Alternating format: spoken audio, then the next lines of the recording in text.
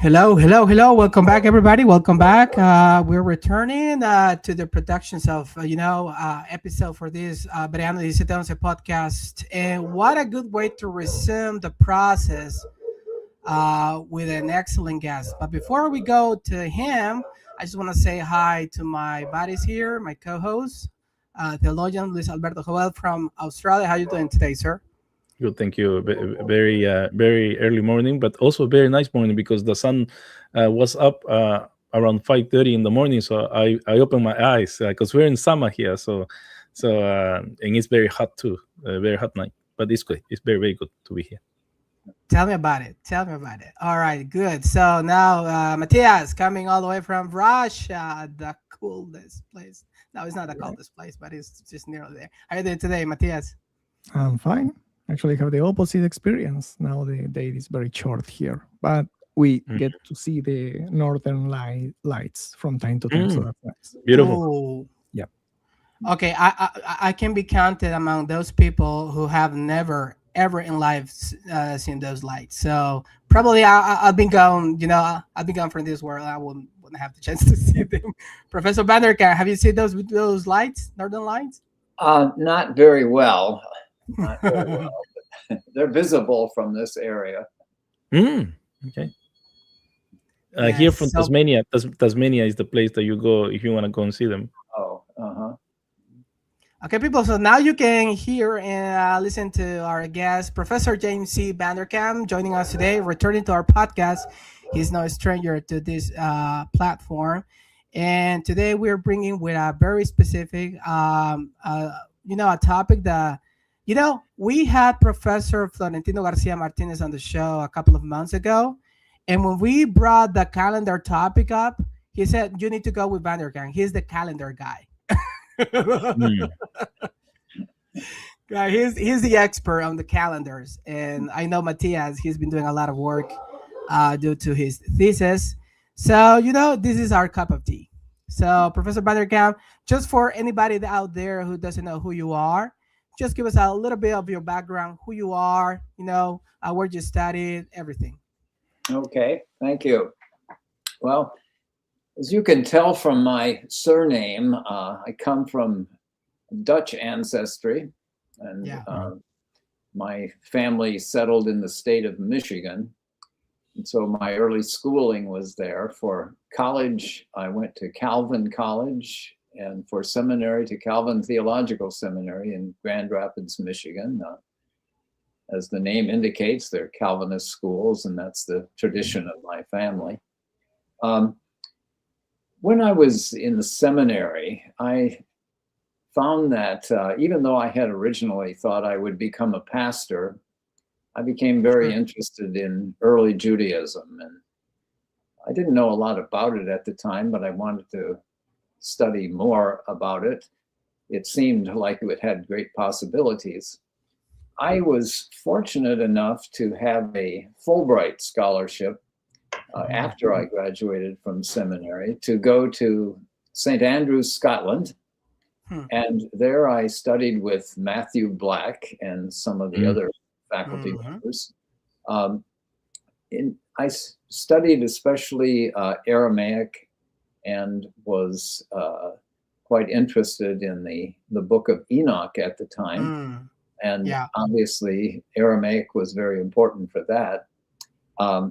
I took a seminar with Matthew Black and wrote a paper for it, and it became my first publication. It was published in Vetus Testamentum at the suggestion of Matthew Black, a study of the theophany passage in 1 Enoch 1. But by that time, I had already been accepted at Harvard for a doctoral program.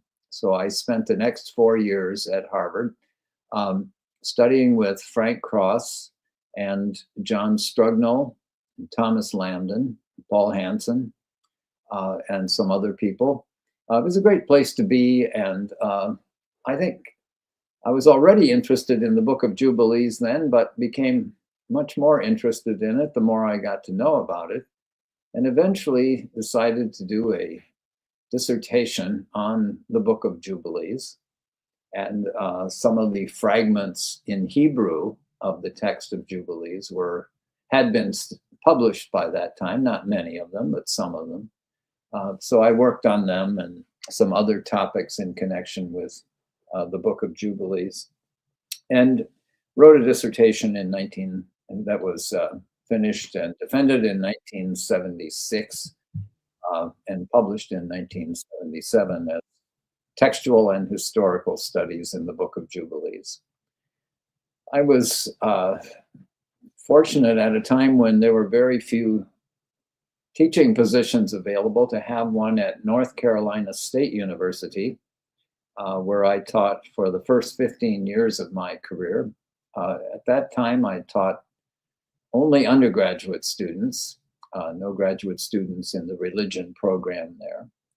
But at that time, during that time, I wrote a book about Enoc traditions, Enoc and the growth of an apocalyptic tradition, and later on published my edition of the Book of Jubilees, the Ethiopic Book of Jubilees, and translation and notes on it. In 1991, I was invited to join the faculty at the University of Notre Dame and spent the final 25 years of my teaching career at Notre Dame, teaching undergraduate and graduate students. And while I had still been at North Carolina State University, I had been appointed to the committee that was charged with publishing the Dead Sea Scrolls. And I had gone to meet J.T. Millick, the almost legendary scholar of the Dead Sea Scrolls, and had talked to him in Paris. And he had given me his notes on the remaining unpublished fragments of Jubilees in Hebrew and invited me to publish them. So he and I worked together in publishing them for some time. But at Notre Dame, I continued work on the scrolls, and eventually at Notre Dame, along with my colleague Eugene Ulrich, we edited and published quite a large number of volumes that are included in the Discoveries in the Judean Desert series. In 2016, I retired, and a few years later, my wife and I moved to Princeton, New Jersey, where we now live. We moved here because our children and grandchildren are in this general part of the country, and it's really been very nice to be closer to them, even though we miss being at Notre Dame. So why don't I leave it at that as an introduction? Well, we want you to go for forever because we just want to know more about your biography. I was checking in some of your books. I understand you did some work on GS. Is that the way you say it? GS? Yes. On the Book of Jubilees? Yes. Right? And you published a critical edition on the Book of Jubilees. That was a while ago.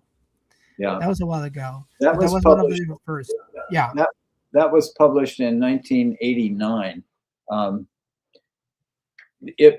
I had spent much of the years in the early 1980s working on that edition.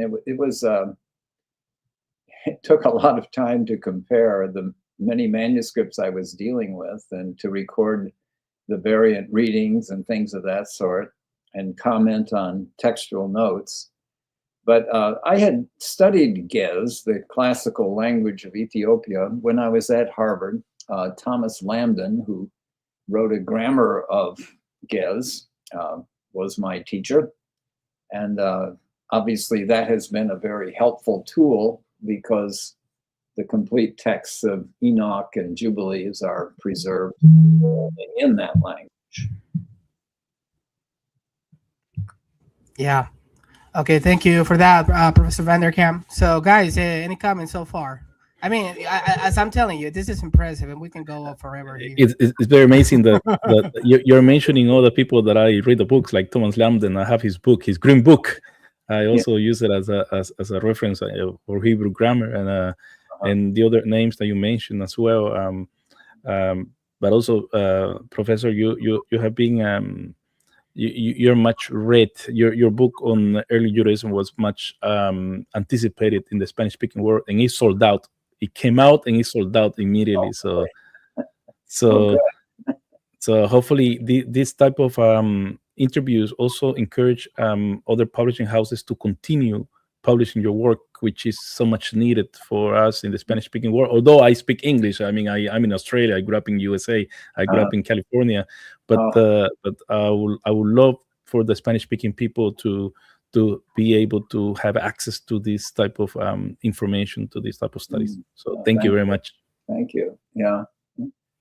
Incidentally, it was wonderful to study with Thomas Lambden. I don't know how many languages he knew. He knew so many of them and had written grammars on Hebrew, on Gez, on Coptic, perhaps others that I'm not aware of, but that's what he loved to do. And he was really a very good teacher. I really enjoyed studying with him. But I just want to emphasize this point because I mean, Harvard, here we have this understanding, and probably is the same in the States, but it's the highest of the high, in terms of educational. So before we can go into the question, I just want to ask you this, Professor VanderKam, how was the first impression when you got noticed that you will be received in Harvard to study there? I mean, what was the experience like? Yeah. Harvard was where I really wanted to study because of the faculty there. So I was delighted when they invited me to come to Harvard to do doctoral work. But at the same time as I was accepted at Harvard, I was offered the Fulbright scholarship that I mentioned, scholarship that was especially for people who wanted to study in another country at another university.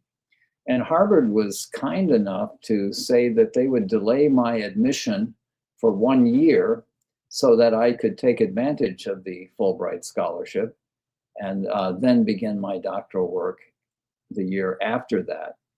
So that was a very good arrangement.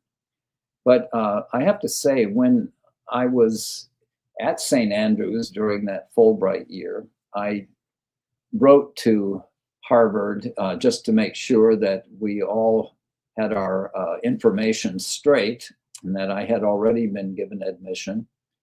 And someone at Harvard wrote back to me saying they had no record of my being admitted. And I don't know what happened, but something must have gotten lost. Anyway, it took quite a bit of correspondence to straighten that out. And eventually it was all straightened out very well, but that was a little nerve-wracking to find that out. And this was I can only imagine. This was in 1971. So of course we didn't have computers and email and things like that. Yeah. So it was all mail, snail mail, slow mail. But eventually I'm happy to say it worked out well. Thank you. Guys, any comments before we can go into the questions here? No. Okay, let's do it. So let's go with the questions, Professor VanderKam. By way of introduction, could you talk about biblical and post-biblical calendars and some prominent examples of how the Dead Sea Scrolls deal with these texts in the Hebrew Bible, e.g., creation account, the flood, and so forth? Okay. Let me say first that if I was called a calendar guy, it's not because I have a technical knowledge about astronomy and things of that sort. I have studied astronomy a little bit, but certainly not in any depth. But I've been interested in these texts that convey knowledge about calendars to us and how people calculated time in different periods. Obviously, the Hebrew Bible, the Bible was a major source for the people who wrote the various kinds of Dead Sea Scrolls. And you have to admit that the literature we have in the Bible was not written in order to convey calendar information. It mentions calendar information, but it mentions it by the way, not as usually a chief topic or anything like that. So that learning anything about calendars and calculation of time from the Bible is pulling together different bits and pieces of information and trying to conclude from them what these people do. How did they organize time? How did they measure it and things like that? When you think about the few passages in the Bible that make references to time, the story of the creation in Genesis 1 does stand out in that it is organized according to the structure of a 7-day week, and mentions each of the days and talks about what was created on them, as we all know. But one little item that we may be talking about later on that came up is that when it's talking about each day of creation, the creation account says that it was evening, it was morning, the first day, or the third day, or the fourth day, or whatever. And we can at least ask, is that order of words, evening and morning, significant? Does it tell us that whoever wrote Genesis 1 thought the day, in the sense of a period of 24 hours, began in the evening and concluded in the morning, the next, after the sun rose, and so on? Or was that just a way of speaking that didn't really have any particular significance like that? But at least the 7-day structure of the week was obviously important in any Jewish calendrical text after that. This was established in Genesis 1. But the flood story, you might think, would be helpful for calendar issues. There seem to be two versions of the flood in Genesis 6 through 9. But in this passage, in this section, there are more references to months and dates in months, and actually to year numbers than we're accustomed to finding in biblical texts. So the flood is dated according to the year in Noah's life, the year 600 and the year 601 of his life. So the story of the flood, the stories of the flood, seem to be talking about something that happened over the period of a year, approximately. And we have references to the second month and the date in the month on which the flood began. We have references to 40 days of rain, 40 days and 40 nights. Incidentally, we could take note of the order of words there too, day and night, just the opposite of what we have in Genesis 1. Events in the seventh month, and then especially the first month of the next year, second month. And one could maybe calculate from the flood story how long the flood took. Could count it in different ways, but there are a lot of pieces of information there that might contribute to a story to a calendar calculation. Another area in the Hebrew Bible that could be important for calendar purposes would be the lists of festivals that we have in Leviticus 23 and Numbers 28 and 29, because the festivals are dated precisely in those passages to the month and to the date or dates over which the festival is celebrated. And in those lists, of course, the listing of festivals begins with Passover, so it begins in the springtime of the year and goes on from there, numbering the months from that point. So those are some of the significant passages in the Hebrew Bible. Another passage that proved important later on for talking about larger units of time was Jeremiah's prophecy about Babylon being in control and Jerusalem lying in ruins for 70 years, which, of course, people have related to the time between the destruction of the first temple and the completion of the second one. And it's a number that's reflected in the prophecy of Zechariah. And we also have it referred to at the end of Second Chronicles.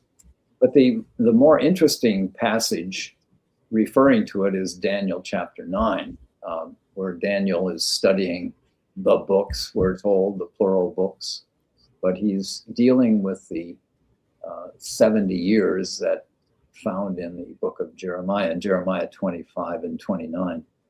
And Daniel is told by revelation from an angel, of course, that the 70 years are really 70 weeks of years. So that you would have to say that it would be 490 years that Jeremiah was actually talking about if we had the true understanding of what that number in Jeremiah meant. I think what's happening here is that in Daniel 9, we have the information taken from the book of Leviticus, Leviticus 25, 26, that the Lord will punish his people with exile, if they have been sinful, and that the punishment will be made sevenfold if they do not repent after being punished. And it seems as though in Daniel 9, that's the understanding that the angel conveys, that Israel has not been repentant. And so the 7 times principle from the book of Leviticus is applied to Jeremiah's 70 years. So it's that punishment has to be multiplied 7 times. So we have a concern with a larger unit of time here in Daniel 9, and something that was taken up by later writers. And I guess one other thing I could mention briefly and then stop talking about this, but the reigns of kings, the reigns of kings in the book of Kings, and somewhat reflected in Chronicles. At least we get the years of these kings that they're given, and there's a synchronization, as we know, between the kings of the north and the south. So there's obviously an attempt at some kind of a chronology in these passages. So there's different kinds of information in the Hebrew Bible, and later writers picked up on this. One of the more interesting Dead Sea Scrolls for calendar reasons is 4Q252, or Commentary on Genesis, which goes through the flood statements, giving time units, and adds more to them, telling us the day of the week and things like that. And in fact, being one of the few texts that expresses the idea that the year lasts 364 days. And it's pretty clear that that writer derived that, or at least related that to the story of the flood. That's where he got his idea, or the notion that the year lasted 364 days. Thank you, Professor VanderKam. I said I would stop, but let me. Oh, go ahead. Let me add one more note. Sure. By all means. In First Chronicles 24, we learn about the various priestly groups that rotated service at the temple every week. And this surprisingly became an important foundation for calendar calculation among the Qumran calendar writers, that this was a way to measure or designate a 7-day period by using the name of a priestly group and saying it was the week of whatever that priestly group, day 4 in it or something like that. So that was one way to talk about a week. Well, you know, just 2 comments here, because at the beginning of your book, you talk about, obviously, creation story, which is Genesis 1:1 through 2:4a, I think it is. And also then you go with the flood story and everything. But another big example of chronology, which is evident to me, at least as a reader, is the famous, as you said, 70 or how many weeks in Daniel 7 and Jeremiah, 70 weeks, right? So, but okay, but Professor, is this part of because I don't want to be imprecise here or inaccurate, but is this, to be blunt, is this just mere speculation from on behalf of these people waiting for some events, the coming of the Messiah, the end of any empire enemy to come to an end? Can we say, or is not that simple? There's more complexities to this kind of things. No, it's a good question. It's an important question, I think. But I think that the book of Daniel presents that whole matter as arising out of concern that it's been a long time that Jerusalem has been in a certain state, and where is God's promise in connection with that? If Jeremiah prophesied that Jerusalem would be desolate for 70 years, and past that time, and whoever was deciding whether Jerusalem was lying desolate had thought it still wasn't recovered the way it should be. I think pretty clearly the writer is concerned that the accuracy of this divine statement in the book of Jeremiah is being called into question, and he does not, and this writer, Daniel 9, is convinced that the divine revelation to Jeremiah is accurate. So he has to find a way to explain how that prophecy can still be accurate, even though it's clear that a longer time has passed than a literal 70 years. And you could say that this is just an arbitrary thing by this writer to say, let's multiply it by 70. Let's see what happens then. That sounds like fun. Exactly. But just to realize that he could find warrant for this in the book of Leviticus, about how God had predicted that he would conduct himself with his people, that if they persisted in their wickedness, and this is repeated there in Leviticus several times, that the punishment would be sevenfold. So that the writer of Daniel 9 really felt that this other passage was helping him understand the words of Jeremiah, and that they could still apply to his own day. And I think it's an indication that the writer of that chapter was, pretty obviously writing at a much later time than 70 years after Jeremiah gave that prophecy. I think it was a sincere effort by this person to deal with both the evidence in Jeremiah and his understanding that this wasn't just Jeremiah throwing out an opinion. This is what God induced him to say. Yeah. I'd like to say also about the timing of Jeremiah's prophecy, because as we know, it says 70 years, but it only took 50 for some of them to come back.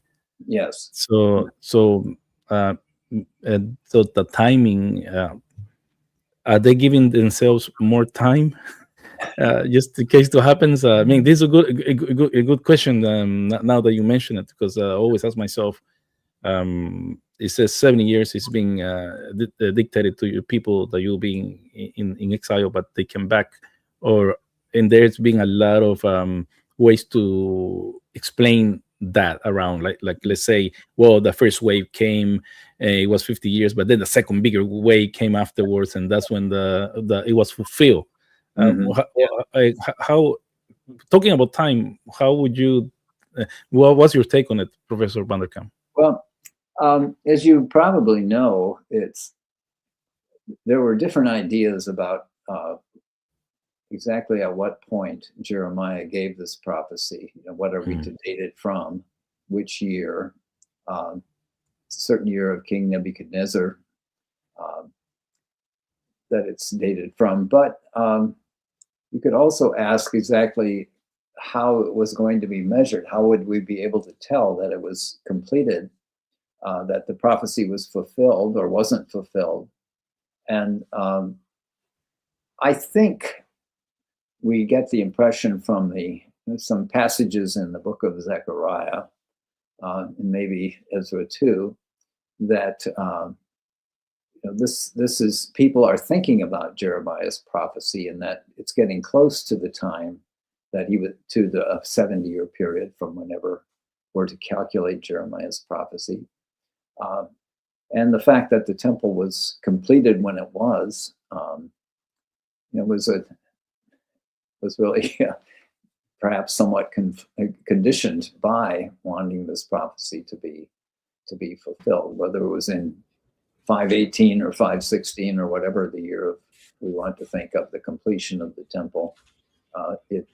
It could be lined up with Jeremiah's prophecy and seeing it as fulfilled. Yeah, and also Yes. the end of the exile include the returns of all the tribes, which never happened during the restoration of Jerusalem. Right. So we wouldn't have to conclude that this would refer only to the time from which Jerusalem was destroyed and then the first group of people came back. That is not what Jeremiah actually says. And as Matthias just said, that all the tribes never came back. Okay, there's a comment here, Professor VanderKam. Wonderful to see Dr. VanderKam here. Yes, I agree with that. Okay, there's something I want to show you. Oh, Matthias, you were about to do say a comment or a question or following comment.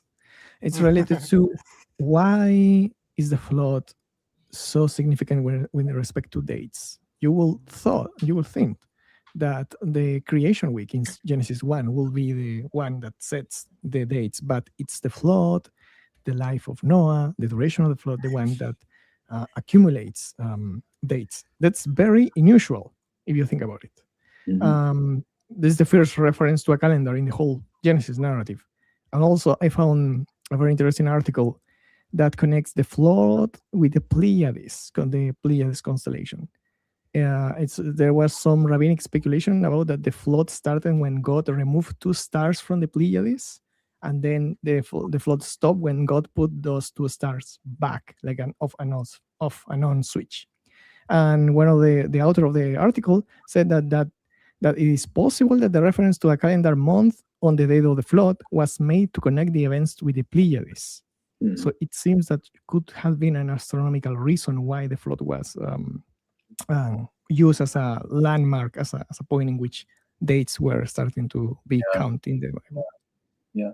Well, I can't comment on that particular theory, but in a sense, the flood story is a strange place to look for or to expect calendar dates, since any means of measuring time during this kind of an event would have disappeared. Nobody's going to be seeing the sun or the moon. We're having 40 days of rain and everything is covered up. But I think simply the practical fact that this passage is so much fuller of dates than any other one practically in the Hebrew Bible is the reason why people find it so decisive for calendar calculations. Whatever the it's another question to ask, well, why would we have all these dates in the flood story? Do we really need them? So I guess we would have to ask the writers, the P and J writers, exactly why they did this. And maybe they had good reasons, I presume they did, but why they accumulated them here when the time really couldn't be measured, I don't know. It's a very interesting question because it comes to the other topic about the dates of the lifespan of the patriarchs, which it seems it's almost certain, as at least on the literature that I have read, the dates, the lifespan of the patriarchs were symbolic and were connected to the date of the flood. So it seems there was some kind of very, very, very important meaning for the writers to accumulate dates in that event. But sadly, we don't have all the evidence. I'm doing my thesis related to astronomical objects, and it's possible that maybe there is a connection with the story of the Nephilim, because the Pleiades, the constellation of the Pleiades, is connected always in astrology and mythology with Orion, which is the hunter, which was also identifying as a giant in the ancient world. So maybe there is another connection there. Yeah. And you were mentioning the ages of the patriarchs. They are all calculated to get us to the year of the flood. That they're all dead by the time of the flood. So there's obviously planning there in these dates to get us to the year of the flood.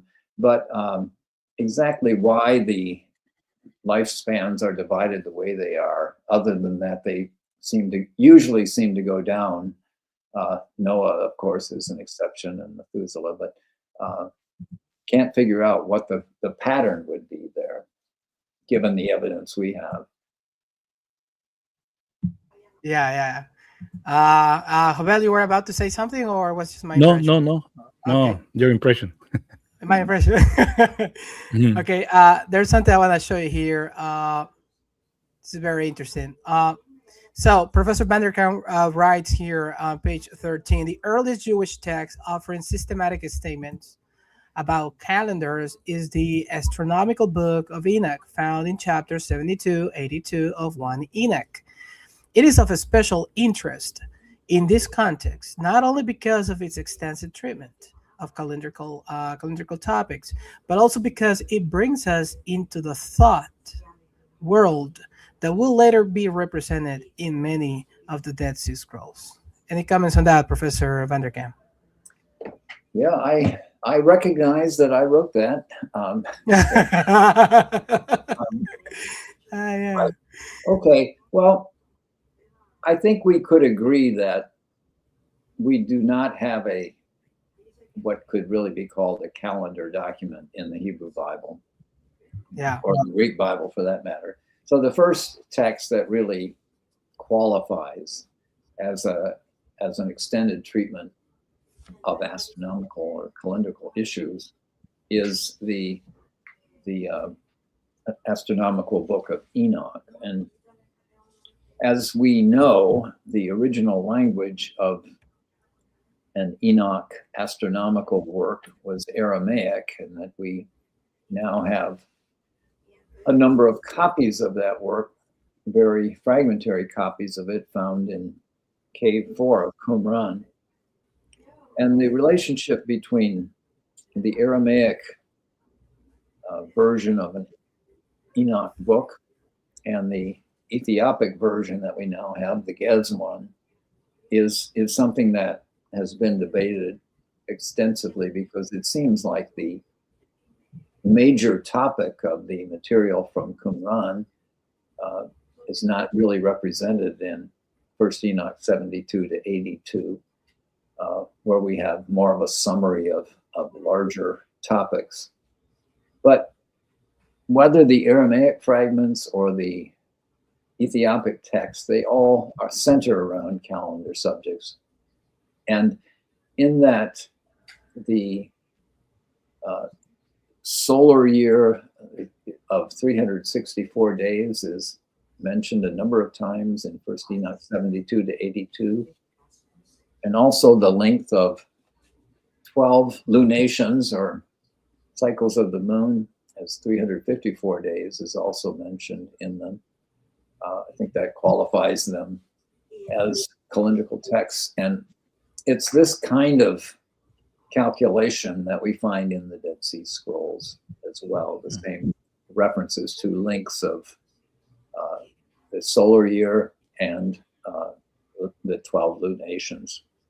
So I think we can show that an astronomical book of Enoch was one that writers of scrolls consulted, writers of the Dead Sea Scrolls consulted, probably as an authoritative reference. Thank you. Professor Vanderkan, there is a question here coming from our audience on the comments. She says, Dr. Vanderkan, are you aware of Michael? I don't know how to pronounce that last name, so please forgive me. I don't want to butcher it. Lefebvre. I think it's French. Are you aware of Michael Lefebvre's book, Liturgy of Creation, and how those dates in the flood correspond to the festival calendar of Israel? I don't know that book. No, I do not. It is true that we have references to the 7th month and to the 1st month, which are, of course, important festival months. But I have not read that book. Thank you.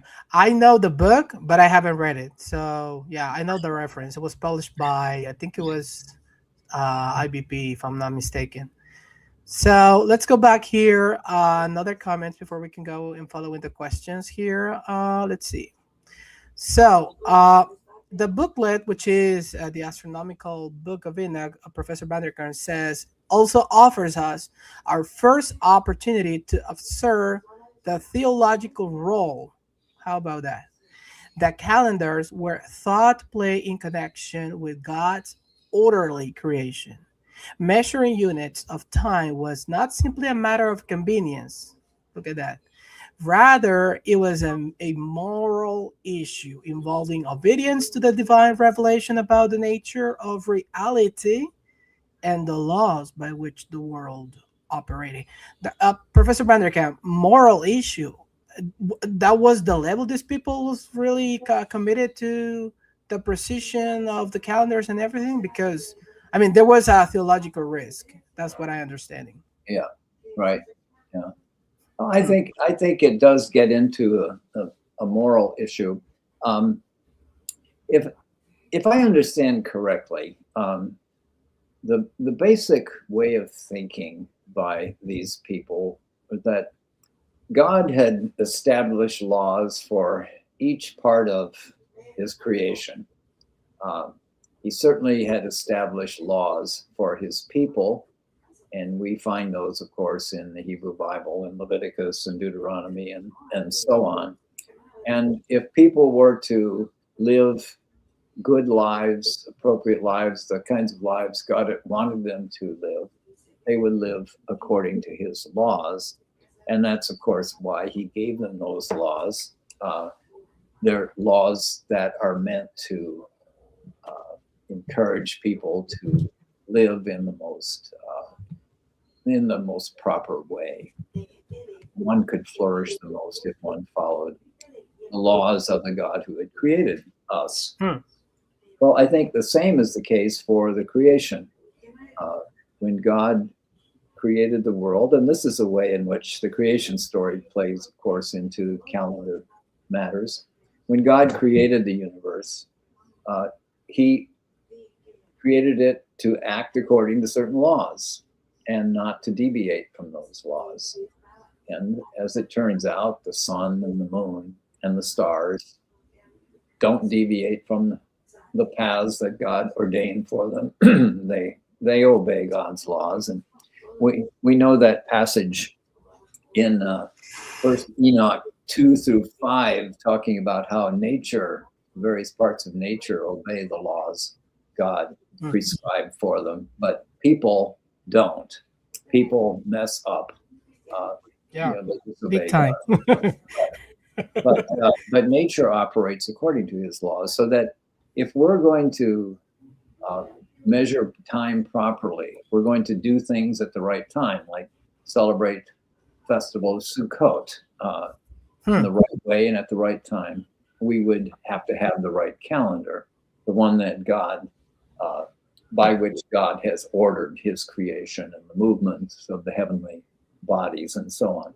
So in that sense, I think it is a moral issue. It's living according to the laws that God imposed when he made the universe.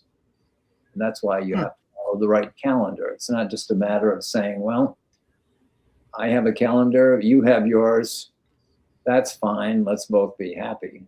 It doesn't work that way. Only one correct one. Yeah. Okay. Matthias, Jovel, any comments, guys?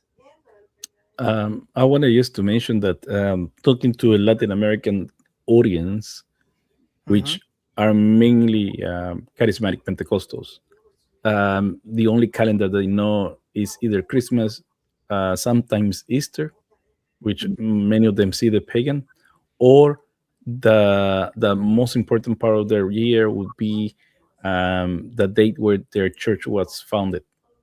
So within the Latin American, most of Latin American concept of time is so different, so foreign. Like those people who follow a lectionary, let's say, that you have to do certain readings at a certain time. Let's say I'm a Baptist, but I follow the lectionary. So this Sunday I'll be preaching on Isaiah 35. So this would be a very foreign. Just to let you know, and just as a general observation, it's a very different way of looking at time to our audience. Yeah. So it will be a challenge. Yeah, I can understand that. That would be the attitude, and I know what you mean about certain Christians. For certain Christians, it's just Christmas and Easter that are the markers of the major events of the year, or Halloween, a non-festival like that. But I think the way of thinking that we find expressed in the Dead Sea Scrolls attaches a great deal more importance to proper dates than maybe many of us are accustomed to in modern times. Okay, I just wanna, because I skipped something here. Oh, this one. So for the audience, that's the Professor VanderKam. That's the GS, right? Yep. Let me put it right here. Back. There you go. Okay, there you go. Okay, so I just want to read the quote. In 1 Enoc 7282 may serve as a bridge between the evidence available before the Qumran discoveries and the Dead Sea Scrolls themselves, in that an Ethiopic translation of the work had been accessible for more than a century before 1947. But fragments of the original Aramaic version of the book were subsequently identified amid the myriad scraps from Cave 4. Okay, that's good. So what I understand is that it didn't exist any more evidence, just the Ethiopian version. Yeah. Well, if the copies of the Ethiopic Book of Enoch became available in the West in the 1770s, I think it was, and so a few people were able to access them then, and then the first English translation was made in the early 19th century. So people had that information available, and that in many ways is a nice summary of what we in Aramaic fragments. But as I mentioned earlier, it certainly doesn't focus as the Aramaic fragments we have do. Yeah. Focus on lunar movements and illumination of the lunar surface and so on. Thank you. So following the questions here, Professor VanderKam, what kind of differences, if any, do stand out among Jubilees, 1 Enoch, and calendarical texts from the Dead Sea Scrolls? Okay, let's do it in the order first Enoch, then Jubilees, Mm. then the calendar text from Qumran. In first Enoch, 72 to 82, as we've seen, we have the 364-day year and the 354 days for 12 lunations. So that book, even in the Ethiopic form, we get that basic information supplied to us that will be so important for people later on. What we do not have in the book of Enoch is any talk about what this has to do with the festivals. First Enoch 72 to 82 doesn't mention festivals. It doesn't say Passover is the first month, the 14th day, or anything of that sort. So we don't have that kind of information. When we get to the book of Jubilees, there's a somewhat different picture. Jubilees makes it obvious in several places that the sun is the important celestial orb for calculating time. And it makes this explicit even in its creation story in chapter 2, where it's reflecting Genesis 1, but assigns the measurement of time just to the sun, not to the moon. Assigns it to the great light in the sky, to the sun. Whereas Genesis gives a different impression. It's the sun and the moon that do both, and the stars do these sorts of things. And in Jubilees chapter 6, when it's talking about the year of 364 days, it has some statements in it that to the effect that those people who make observations of the moon, which would have been most people who cared about dating things back then, that they ruin the proper, they don't realize what is the proper length of the year, because from the moon they calculate that the year lasts 354 days. 12 lunations do that. It's kind of funny to talk about a lunar year, but that's what they do in this kind of context. And it sounds from Jubilees as if it's a big mistake to use the moon for calculating time. Now, it sounds, therefore, as though Jubilees is disagreeing with the teachings of the Enoch astronomical work, which talks about both sun and moon as giving us, helpful information, correct information about the lengths, about two different lengths of time, 364 days, 354 days. I've wondered, though, it's not overly clear from the book of Jubilees, but I've wondered if the writer isn't really saying that you have to follow the solar or the 364-day year to date the festivals. Jubilees brings the festivals in connection with the calendar, and it dates a number of them, like Passover, like Tabernacles, Festival of Weeks especially, and unleavened bread, but the Day of Atonement. Jubilees insists that it always dates these festivals according to the 364-day system.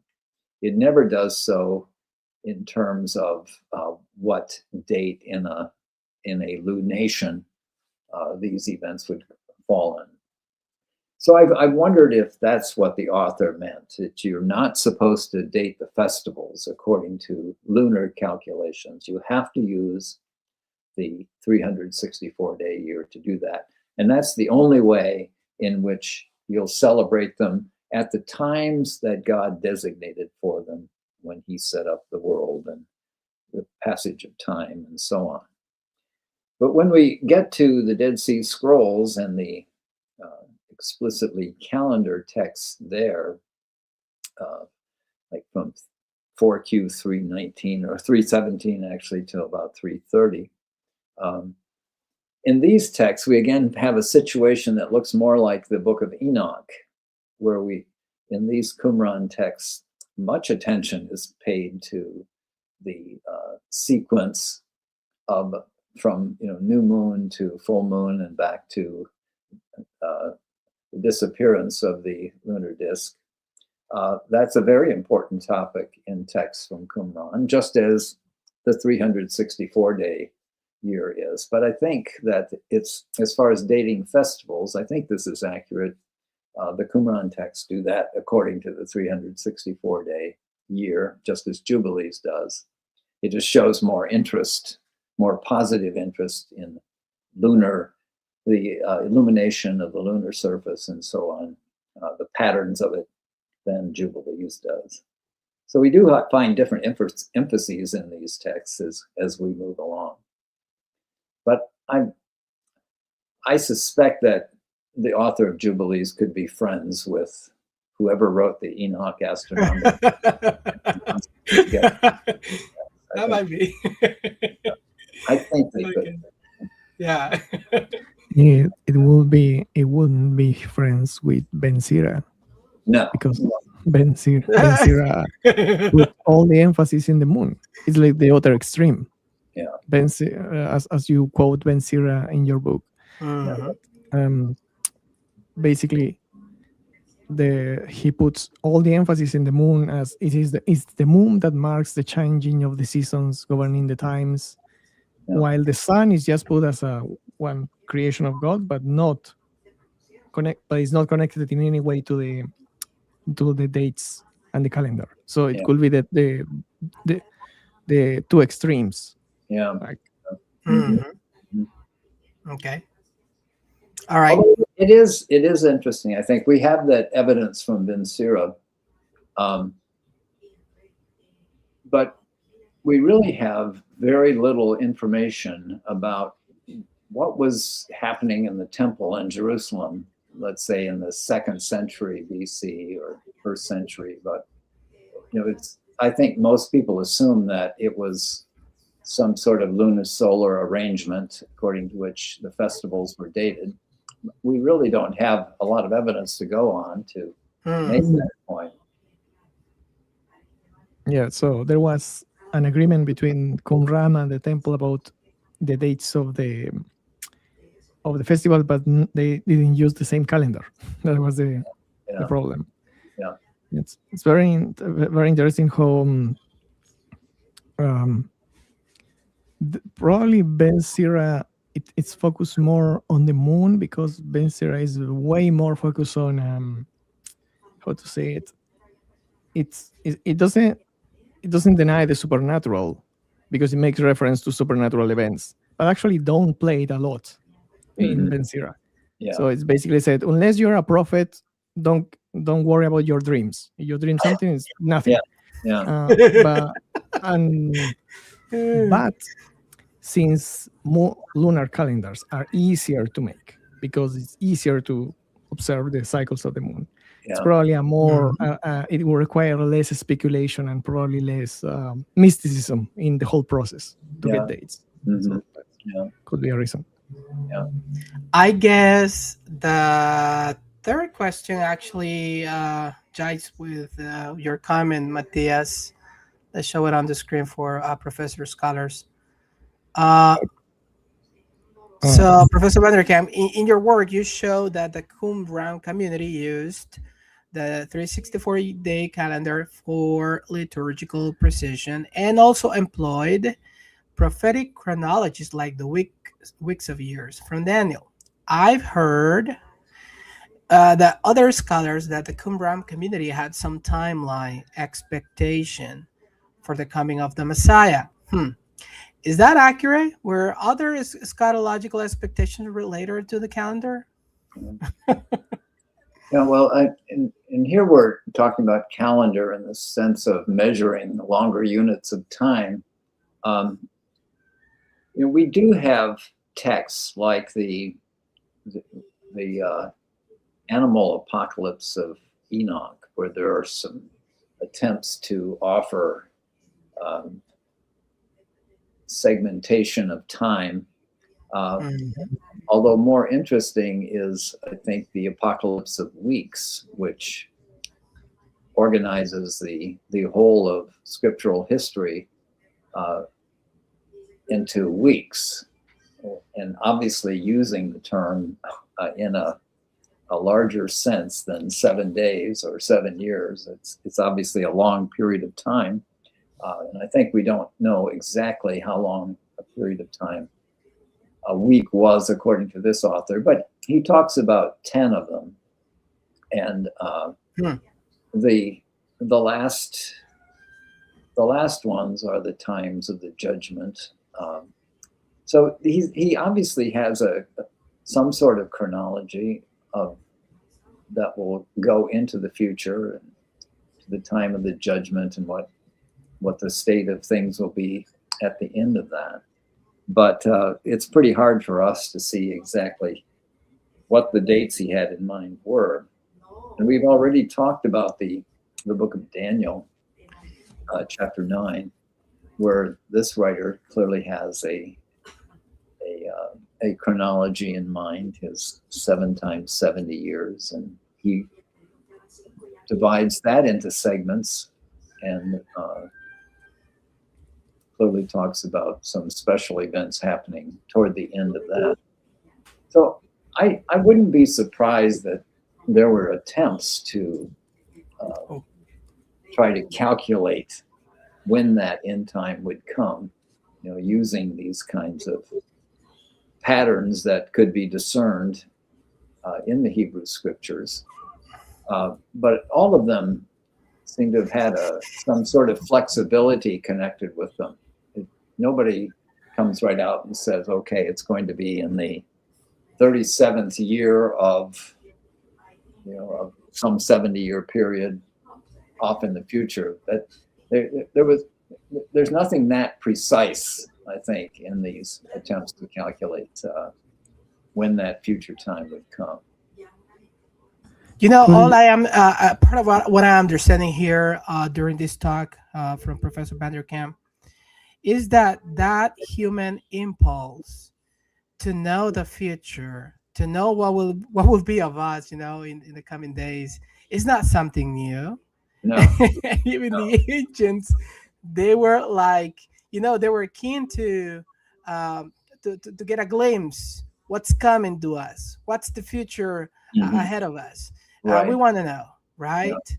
Mm-hmm. And I'm telling this for some. I'm not gonna, let the cat off the bag, but just like some denominational groups in their history, they've been trying out over and over again to try to, discern the times. What's gonna happen when Jesus is returning? When is the end of the world and everything? Mm-hmm.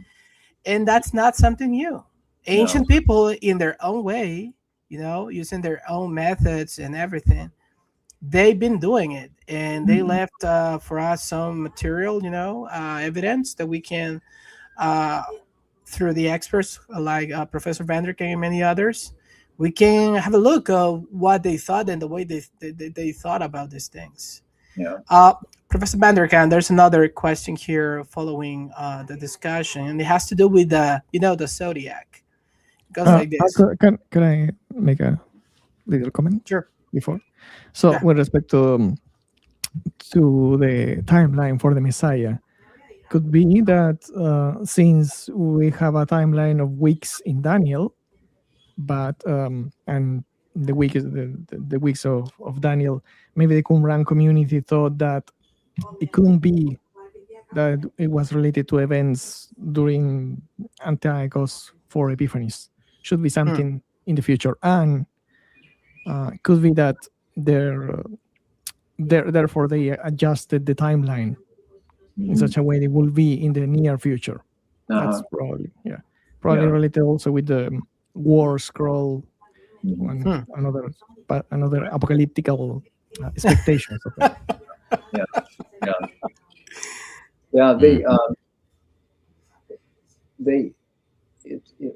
When you look at the Pesher on Habakkuk, that there's obviously concern with the time seeming long, but it's still you're supposed to wait and hope and so on for it. And I think that the community that we see reflected in some of the Dead Sea Scrolls was constantly searching the scriptures for this kind of information or hints about this sort of thing. Was there information hidden in that text that would allow us to calculate such things? And obviously having an inspired teacher or reader of the scriptures like the teacher of righteousness would give you your best opportunity to find such information in the scriptures. But even a text like that, which assumes that the prophecy of Habakkuk is revelation, and assumes that the teacher of righteousness is an inspired interpreter of it, even text, the Habakkuk passage, which encourages one to wait and to be faithful and diligent and so on while one waits, because the wonders of God are beyond human capacity to understand. So they make possibilities for being wrong, realizing the time may be longer than they had hoped or expected. Now, I just wanted to say something regarding calendar and time as well, because I know that there's also this fixation in certain parts in the USA regarding the time that the Messiah will come, mainly from Messianic Jews or also I'd like to say Messianic comes, but but mainly in Latin America, there's always this fixation about that the festival of trumpets, regarding the coming back of Jesus. And this is I'm thinking of a Mexican, specifically a Mexican person that he's very well known in Latin America, and he has done it twice. I mean, saying that the Lord will come in during trumpets. And would this be also reflected in the calendar from the Dead Sea Scrolls community, Professor VanderKam? That these kinds of things accompanying. Yes. That, yes, accompanying. I don't know of that. We Matthias was mentioning the War Scroll, and it talks about certain conditions, but it doesn't. Yeah, it's lots of trumpets in it, but not really this kind of arrival of the Messiah. No pun intended. Yeah. So I don't know of anything that would match that sort of thing in the Dead Sea Scrolls.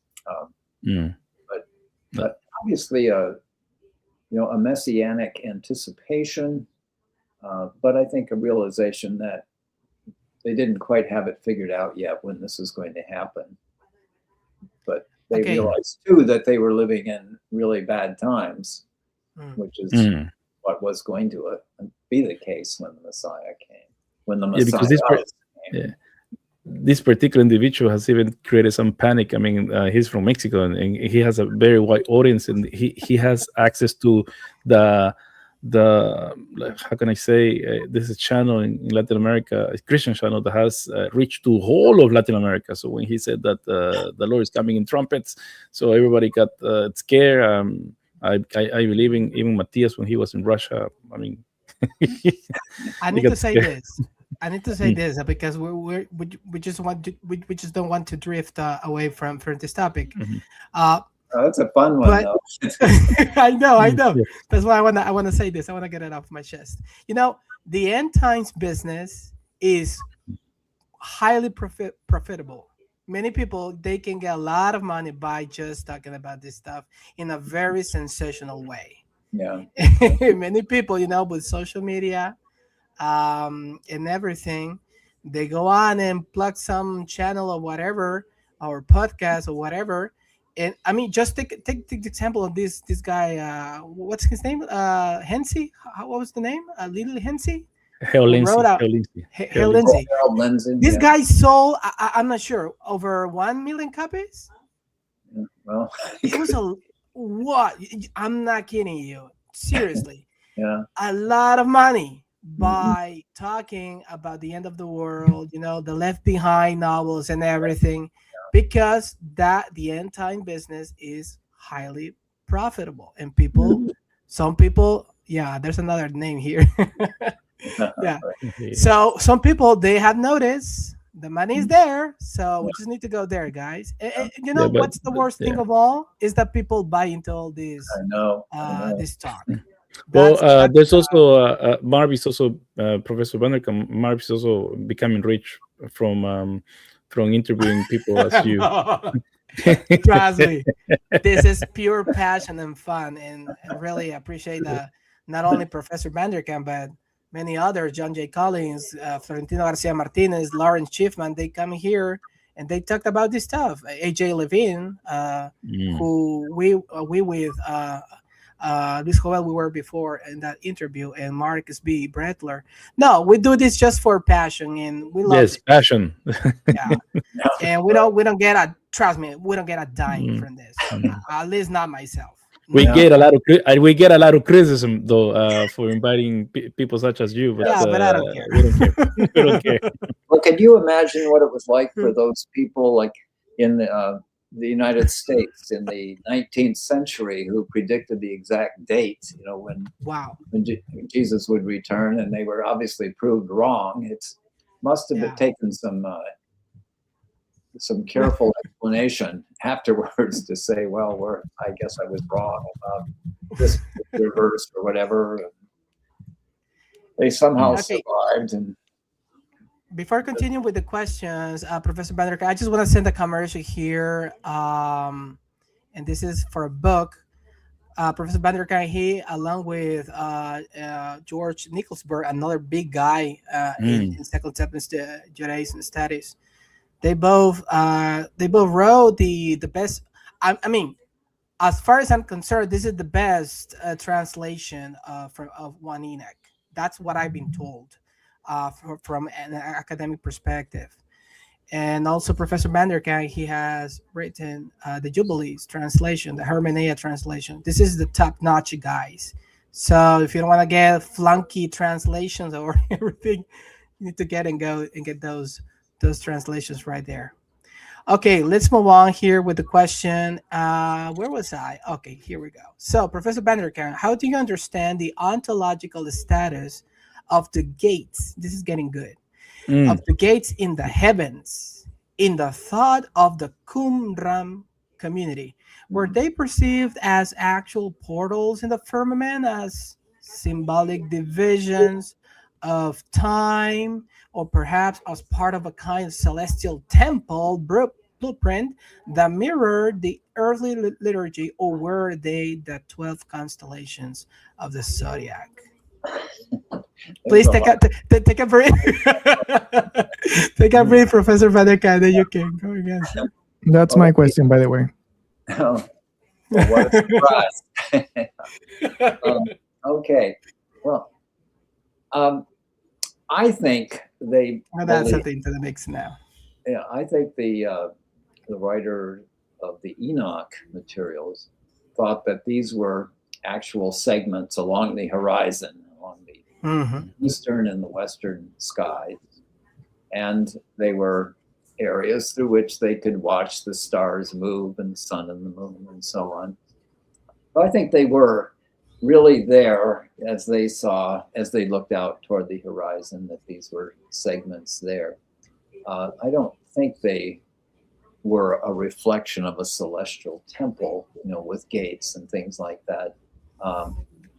Although I guess that's not impossible, but I don't think that's the way the writer of the astronomical book of Enoch talked about it. And that's, of course, what is reflected in the Dead Sea Scrolls calendar text. We have some texts that are more astrological in nature from the scrolls, and talking about where one is born, the particular location of heavenly bodies when one is born, and how much of it is in a certain area of the horizon, how much of on a particular date, and so on. and whether that explains physical characteristics. It just seems to me that all of this kind of information really fits best with the idea that they understood the 6 gates in the east and the 6 in the west to be just a convenient division of the horizon that allowed them to take note of when celestial bodies were in a certain place and draw whatever consequences from that, maybe for the character of people born at certain times and so on. So let me just say that I know that there's been a disagreement about whether in some way the gates correspond with the signs of the zodiac. Neugebauer did not think so. Of course, he was a great expert in the astrology and astronomy found in cuneiform texts, and he wrote about the Enoc astronomy as well. He didn't think they could be the signs of the zodiac, but I think there's been some disagreement about that in more recent times. Okay, there you go. There you go. So if the doors could be the divisions of time, it means that there could be a departure from the standard Old Testament cosmology. For example, in Old Testament cosmology, you have the doors in the firmament from which the rain comes, and that were open during the flood event. So maybe Enoch has a different cosmology than the authors of the Old Testament. Yeah. Well, I think that the gates cosmology that we have in the Enoch literature is different than the idea of the windows. Enoch also talks about windows in the gates and so on. But I think the windows through which the waters descend in the flood, that's a different thing, a different concept than what we find in the Enochic gates. I have once, I still have to test the hypothesis, but I had once an idea if I could actually find the physical windows in the horizon if I using astronomical software to see if the sun comes out between mountains in the Qumran region. I still have to check the theory, the hypothesis, sorry, but maybe, I don't know. That's really too specific, though, but mind you, Matthias is an astronomer, so he's into this. I'm gonna give you some background information. That's why his keen interest on those matters, Professor VanderKam. Now you know it. Okay, so let's move on here. I just want to just make a cultural references. I don't know, Professor VanderKam, if you remember a movie. This is a bit dated movie now. It's called Stargate. So Stargate. So yes, no Stargate. Remember? So in this that was a series though. Yeah, it was a series as well. Movies and series. So they had this idea that they were Stargates where they could found in Egypt, and they could it's a round thing. You could go in there. It's like a wormhole. That's the sort of thing. I mean, this is 21st century or 20th and 21st century thinking. But when in my mind, when they talk about portals, I think most people would refer to the series or refer to that thinking. I really recommend you to have a look at Stargate. That's the name with Russell Crowe. Not Russell Crowe. This other he used the to one be who did Macbeth. Macbeth. I forgot. The one who used to do inventions. Yes, but this is many people pick on that movie so they can and maybe understand why people are so much into this, because like I said, the series was a very long series. They had a lot of seasons, so this has been ingrained in people's minds. Yeah. Okay. Let's move on, people. We want to value Professor VanderKam's time. My question. Yes. So, Qumran calendar. Professor VanderKam, how did the timing impact the theology and practice of the community, and why they felt that by following the wrong calendar, the temple leaders were in the wrong. Da da da da. Well, I think we've talked about some aspects of this question already. Yes. Mm-hmm. Yeah. And I mentioned that this is the way God created the universe and set the stars and the sun and the moon in certain courses that took certain amounts of time to do their revolutions.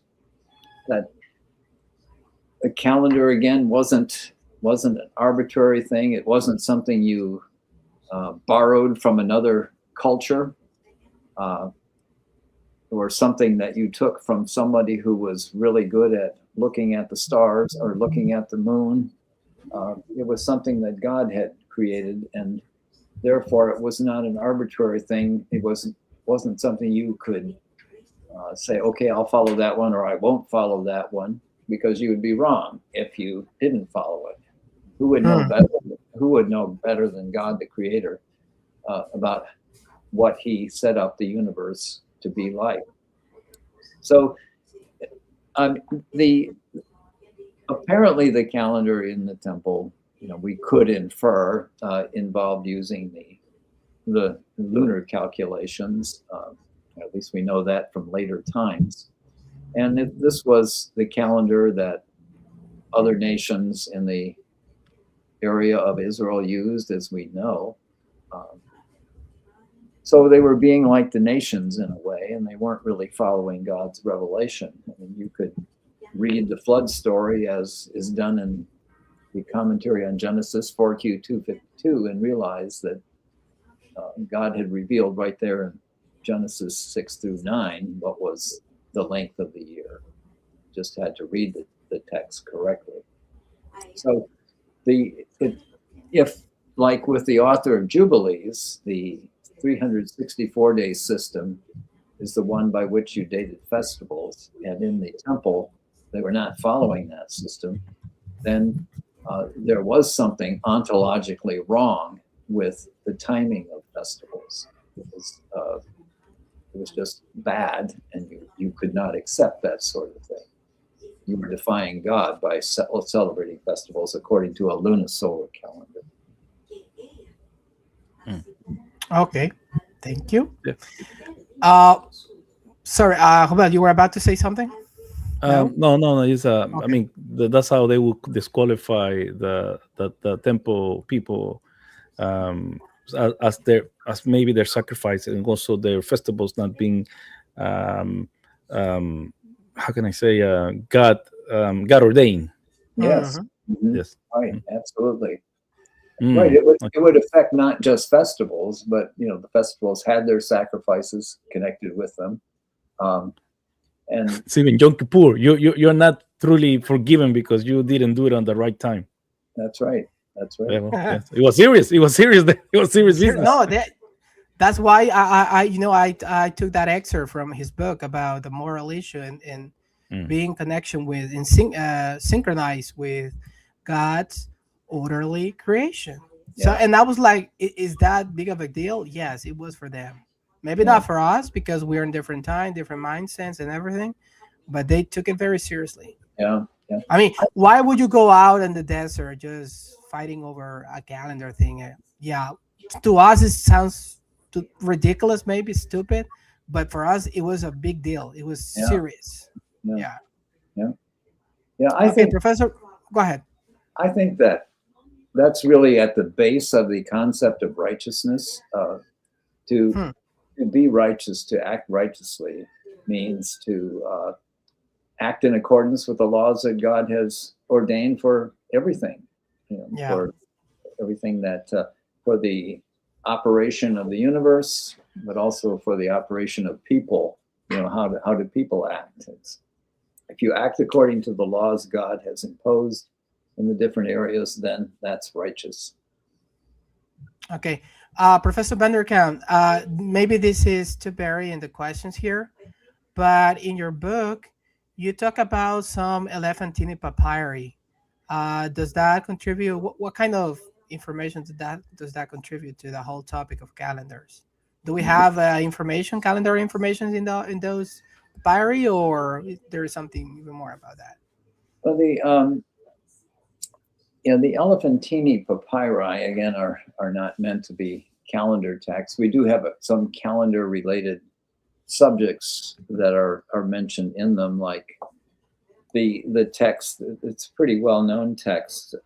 It's usually called the Passover papyrus, but it doesn't actually mention Passover. It mentions the festival that follows it, the 7-day festival that follows it.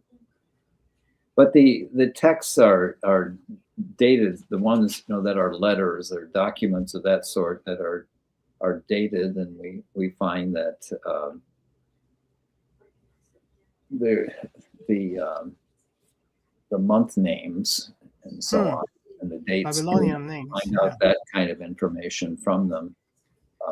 So apparently these people use whatever calendar was available at the time in their dealings with people in Egypt. I don't think, well, there isn't evidence in it in these texts for anything like a 364-day calendar. Okay. All right, let's move on here now with the final question, and this is another. It's Matias. So this is the last question. Thank you for your patience, Professor Vanderkan. We really appreciate it. So it goes like this. You note that the current 364-day calendar drifts about 1.25 days per year from the true solar year. Do you think that the eschatological passage at the end of the book of the luminaries, 1 Enoc 80, chapter 80, 6 through 7, on which the stars will stray from their course, was an eschatological interpretation of the discrepancy between the divinely revealed calendar and what they observed in the heavens? Yeah. Good question.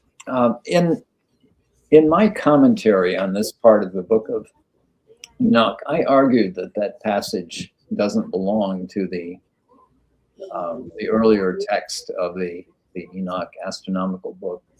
And my reason for saying that is that it seems to me it contradicts what is said in 1 Enoch 72 about the movements of the heavenly bodies, and this is the way they'll move forever without change. And this talks about their changing apparently in the days of the sinners, however all of that works out. But I think if you ask the question, which I think is what is being asked here, is what the purpose of this unit in the astronomical section, why was it put there? It does sound as if it's written by somebody who's quite aware that the 364-day system didn't quite correspond with an annual revolution, or the Earth around the sun, and was trying to account for that and say, okay, things are going to change actually because of the sinfulness that was present on the Earth. So one way of trying to account for how a calculation didn't work out, just as when people who've tried to predict when the Messiah is to come or when the end is to come have to try to figure out a reason to explain why that happened.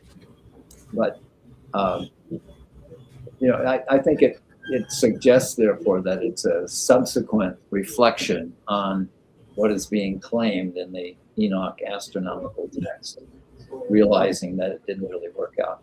It must have taken some time, at least, for people to be aware, if they really did follow this 364-day calendar, that it didn't quite work. That soon the festivals would be in the wrong seasons and so on. So some explanation had to be found for that. I don't know, Matthias, do you have things to say about that? You robbed me. I was going to say to Matthias, any comments? Yes, because that passage connects the end of the book of the Watchers with the end of the book of the Luminaries, as you put in your comment. It's a textual connection between the two passages. Yeah. Because the scene of the stars that will air in their courses. It's exactly the same phrase used about the 7 stars that were like big mountains change, and that Enoch saw when he was guided by Uriel the angel. So it's basically it's at the end of the book of the luminaries. It talks about a prophecy. This is going to happen in the future, but it used the same phrase using the end of the book of the Washers about something that happened before the flood, the punishment of the rebel stars. So it seems that could be two. My personal hypothesis could be related to the fact that they didn't thought that they didn't think that the books, the weeks of Daniel were actually predicting something in Antiochus for Epiphanes, and since they thought that human sin affected the cosmos, the stars, and vice versa, and that's actually coming that you could take it from Deuteronomy, like in Deuteronomy 4 or 19. Sorry, don't look at the sun, moon, or star, or you will feel tempted to worship them, etc. So, since they thought that human sin could actually affect the cosmos and vice versa, they thought that this age is so depraved, no one is following the true God except us, obviously. That's why the calendar doesn't work. Yeah. If they were righteous or perfect, revealed calendar will work. But since the stars don't move as they should according to our revealed calendar, it means that they are sinners, and it means the end is near. That's yeah, that's good. I think that's right. Okay. Abel, any comments? Final comments. No, that's fine because Matthias is he is an expert in his own field, so better not comment. Yeah. Well, we just want to say thank you to Professor James VanderKam coming here to the podcast channel to talk about this very important, subject matters. We will still have some questions left. we're gonna die, and we have more and more questions and answer questions. And I'm quite sure that happens to scholars. They study and study, do research again and again, and the more they do research, the more questions come up to surface, right? That's for sure. That's why it's so enjoyable to hear what other people have to say. Exactly. So here, Carrie from Genesis Mark, this podcast, great conversation. Thanks to Dr. VanderKam. Yeah. So Professor VanderKam go ahead. I hear this in podcasts, in all podcasts that they always ask. So, what's the future now, Professor VanderKam? I mean, are you working on a book, or what's your next project, or you have totally embraced retirement? What's in the pipeline?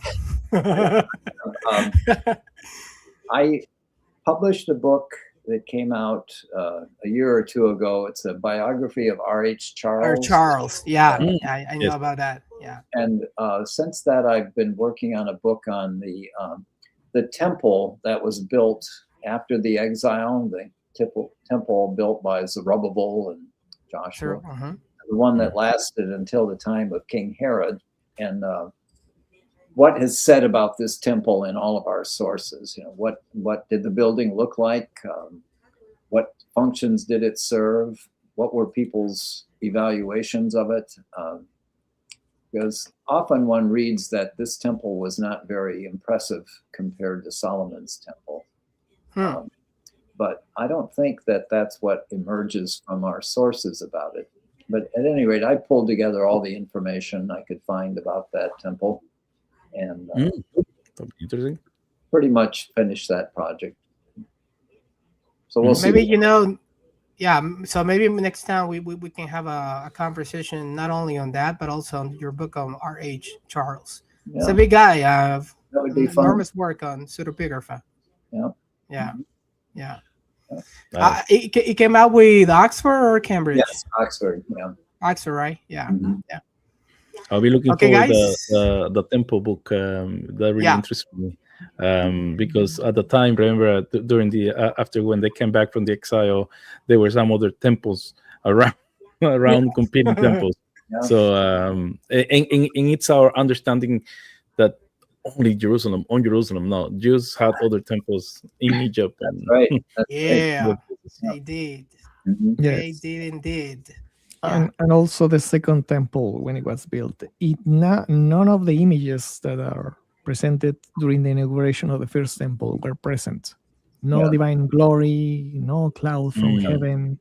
So that's a funny scene in Esdras and Nehemiah, is in which the young people are happy that the temple is being rebuilt, and the old people are crying because it's not the same. So Yeah. Well, I kind of wonder what they're crying about. Yes. yeah, that's a good question. I think that could be read in a positive sense, actually. You know, sometimes we cry because we're happy. Yeah. I wondered if the implication is that they had never expected to see another temple in their lifetimes, and they were so happy about that. That's just a thought. Mm. I don't know. Could be. Could be, Also yeah. could be. Mhm. Why not? Not all tears are the product of sorrow. There are also tears of joyfulness and everything. So with that in mind, I think that's a good quote to end on here this episode. Thank you again, Professor Vanderkan. It's an enormous pleasure always to have you on. Well, Hope we thank you. can have you sooner here on the podcast. Yes. With theologian Luis Jobel from Australia, and also a future theologian and astronomer by now, Matthias from Russia. We thank you, everybody, in the comments. Thank you for being here. Thank you for dropping your comments. Thank you for also stopping by. You can check future interviews. There are coming pretty good topics in there. So please go ahead and give a like, subscribe, comment, support our work. We do this because we love that. It's our passion, and we want to continue with that. And with that, we come to an end. So everybody, bye now. Until the next time. Thank you. Bye bye.